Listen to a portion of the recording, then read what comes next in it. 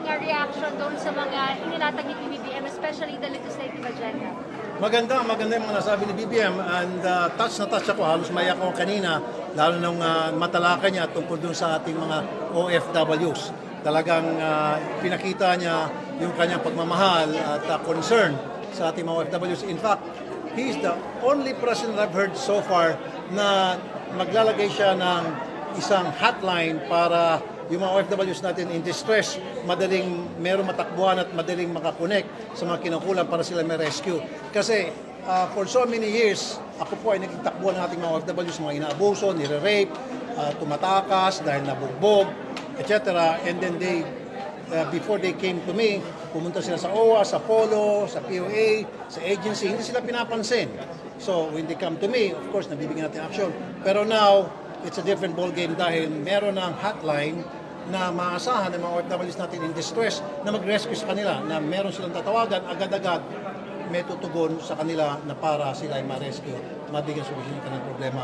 That is very, very good. And I really applaud the President for saying that. Sir, are you satisfied doon sa inilatag ni PBBM about sa inflation? Sorry? Sige po. Sir, they also approved yung 19 measures na hinihingi niya. Sa tingin niyo po lahat ng necessary? Meron doon, ako, meron yung iba, hindi ko masyado naintindihan. Meaning, it's not really that important as far as I'm concerned. Hindi yung bagay na tagos sa masang Pilipino. Alam mo naman, yung aking advokasya, yung kapakanan ng mga balik nating kababayan. Sir, ano mga bills? Ay, sorry, sir. Camera po. Okay. Sir, gaya ng ano mga measures yung tingin niyo, hindi ganun ka-necessary. Well, marami siya sinabi doon, 1 to 19 na ata yun. Okay. Basta yung mga sinabi niya doon na para sa akin magaan at madaling aksyonan, well then, of course, sasangayon ako doon. ROTC, sir. Yes, isa yan. Yung ROTC, sangayon ako doon. Kasi sa Amerika, meron tinatawag na National Guard kapag halimbawa meron mga disaster na mapapakinabangan. And then, yung ROTC, ititrain yan na para tumulong pagdating ng mga disaster, calamity, na para tumugon, umassist sa mga lugar na merong kailangan ng tulong because there is a calamity. Sir, ano naman po yung mga bills na para sa inyo dapat na isama or mas magandang na isama ni President Bongbong Marcos? Because for you, that's more important, yung mga bills. Lahat naman ng mga sinabi niya important eh. Wala naman sinabi siya doon na walang kabuluhan. Para sa akin lahat ay important. Basta ito lang tatandaan nyo, yung advokasya ko, the reason why I came to the Senate, bakit ako tumakbo ay para sa kapakanan ng mga workers natin na binanggit niya. And then number 2, kapakanan ng ating mga migrant workers na binanggit niya. And all else, of course, all others are important to me as well. Pero doon sa dalawa, talaga nag-concentrate ako na sumento siya doon, tumamay siya doon. Para sa akin, I've heard what I need to hear. So I'm happy. Sir, sa tingin niyo, magagawa kaya yun, sir, na ang gobyerno na mismo ang tatawag sa mga pamilya ng mga OFWs na nandito sa Pilipinas kapag may nangyari sa kanila? Magagawa kaya ng gobyerno na Yes, sila that's mismo possible. tatawag? Actually, ang sinabi niya na maglalagay ng hotline. Now, yung hotline na yun ay that will be manned by 24/7 by able people na sasagot sa telepono at tutugon sa kung sino man tatawag ng mga OFWs in distress. Sa tingin niyo, I think sir, that's possible. kasi sir, karamihan sir, di ba may mga issues talaga na kapag tatawag ka sa government, medyo ang hirap makontak at walang sumasagot. Tama ka dyan. Tama ka dyan.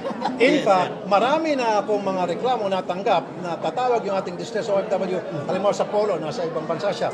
Hindi siya pinapakinggan or hindi siya, ano ba tawag nito, pinapansin. Binabagsak pa ang telepono, kuminsan yung kausap niya walang empathy, hindi nakaka-rate sa kanyang problema.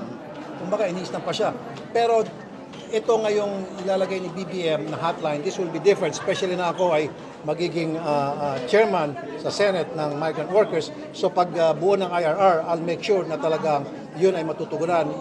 Yung hotline na yun ay talagang kapaki-pakinabang at talagang lahat ng mga nandoon ay marunong sumagot ng telepono, well-mannered at action sa lahat ng problema itinatawag sa kanila. Sir, ano po kaya ang pwedeng parusang ibigay doon sa mga istabero na mga Sibak! call? Ano pang inintay natin? Sibak, sir, sibak. Sibakin. No mercy. Diba? Para sa akin. tinawag na natin ng OFWs, mga OFWs natin as heroes. Tapos gano'n natin tatuhin, isnabi natin, hindi natin asikasuhin ng kanilang kalagayan, kalumusong kalagayan. So dapat sibakin yung mga snabero. In fact, yes, meron akong isang experience many years ago. Kaya nga sabi kanina, halos maiyak ako nung binanggit niya ni Presidente tungkol sa OFWs. Tumawag ako mismo para hingan ng tulong ang isang OFW tumakbo sa akin dahil siya ni-rape. So tumawag ako sa Polo at that time, doon sa, I think sa Saudi yun, lunchtime. Yung taga-Polo nagbi-billiards. Ayaw niya abala dahil nagbi-billiard siya. And that guy knew that the guy calling on the other line is a journalist, is a broadcaster, trying to ask help because may lumapit sa akin. Kita mo yan? Pero this time around, tayo ay mambabatas na. Meron tayong magagawa. Kapag halimbawa meron nag-isnab-isnab dyan, meron nagtamad-tamaran ng mga taga-OWA, taga-Polo, kumanda na kayo.